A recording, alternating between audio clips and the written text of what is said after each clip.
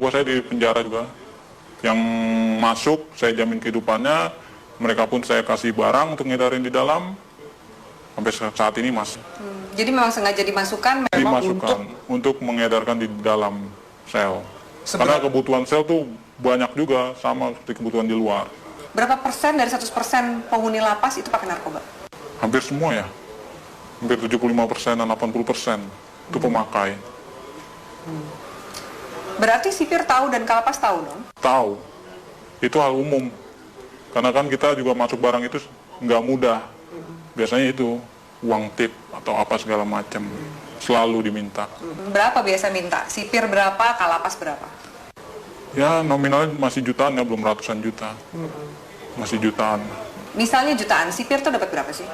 Sipir sebulan bisa dapat 5 juta, 7 juta. Tergantung kita bawa masuk barangnya berapa banyak.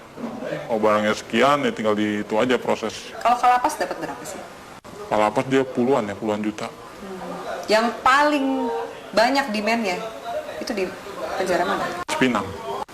Lebih banyak dia bandarnya. Salah satunya banyak kan anak buah saya selama ini. Yang ketangkep di mana, mereka di dalam, ya saya tanggung semuanya. Dia di dalam, hidup keluarganya di luar, saya tanggung semua. Oke. Sampai dia keluar. Sampai dia keluar. Secanggih apa sih bisa ngatur peredaran narkoba dalam penjara? Alat-alat mereka canggih dong? Canggih. Mereka alat-alatnya lebih canggih dari pemerintah Indonesia sendiri ya. Masa? Iya. Secanggih apa? Dari mulai telepon, mereka pakai satelit, langsung tembus satelit. Tidak ada lagi lewat operator-operator Indonesia. Mereka semua pakai satelit. Jadi nggak bisa disadap? Nggak bisa disadap. Sangat sulit untuk disadap. Tidak akan ada habisnya Indonesia. Karena Indonesia target terbesar di Asia untuk peredaran. Untuk peredaran. Kenapa Indonesia jadi target? Karena demand yang begitu besar? Demand yang begitu besar. Keuntungannya juga besar. Hukumannya juga ringan. Soal hukuman? Iya. Ringan, berarti nggak mungkin bikin jera. Apa sih yang bikin jera? Aparatnya? Dari mana sih kemudian kalau misalnya mau ngabisin ini gitu? Dari mana sih? Biasanya kalau main di hakim itu buat main hukuman. Peringanan hukuman, segala macam. Anda bayar? Saya bayar. Dalam bentuk uang atau dalam bentuk barang juga Anda kasih? Uang, biasanya uang. Mereka hanya uang. Kadang barang tergantung hakim. Hakim maunya apa ya kita kasih. Banyak klien Anda yang hakim yang make juga? Ada banyak. Ada 10 orang ada. Bagaimana Anda menggunakan uang yang luar biasa banyak ini? Biasanya Anda menghabiskan untuk apa? Biasanya saya habisin buat pesta-pesta aja. Pesta, saya beli barang, segala macam apa, kebutuhan. Kebutuhan dalam arti ya saya lihat orang-orang kaum-kaum yang kurang mampu juga sebenarnya saya kasih. Beramal juga? Beramal. Tapi kan dari duit seperti itu, duit haram, duit panas? Ya, istilah kata buang sial. Kalau di kalangan itu buang sial, harus. Anda nggak takut ketangkep? Enggak.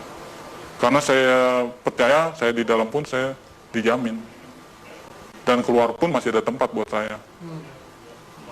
Kecuali hukuman mati ya, mungkin banyak yang kapok. Susah nggak sih keluar dari jaringan ini? Sangat sulit. Karena semuanya itu sudah terpantau oleh bos. Kita pun juga nggak tahu kan anak buah bos seberapa banyak. Yang kita tahu kan hanya segelintir orang yang saya percaya ada 30 orang. Mungkin dari lain ini ada lagi anak buah bos yang mantau saya juga. Bagaimana posisi saya, peredaran saya, perkembangan saya. Oke. Dari Jakarta sendiri, selain 5 bos Anda ini, Iya, ada juga jaringan-jaringan yang lain? ada, banyak.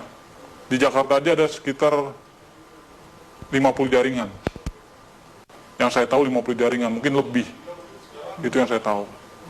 Jaringan ini lebih besar atau sama kuatnya dengan jaringan Anda? Macam-macam.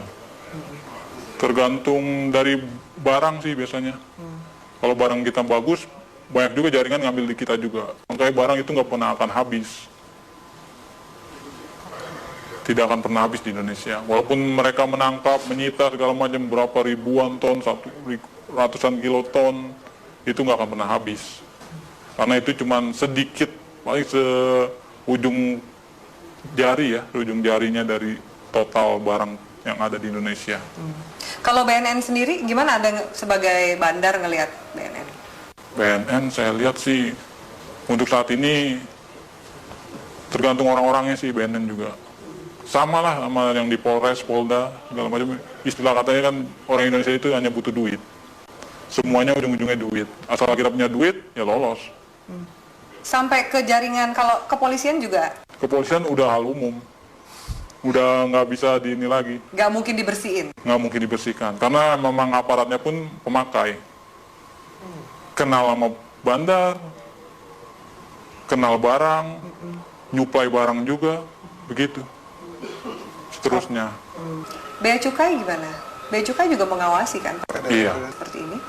Bea Cukai ada permainan juga. Makanya kita di Bea Cukai itu ada sekitar 5 orang kita pegang di sana.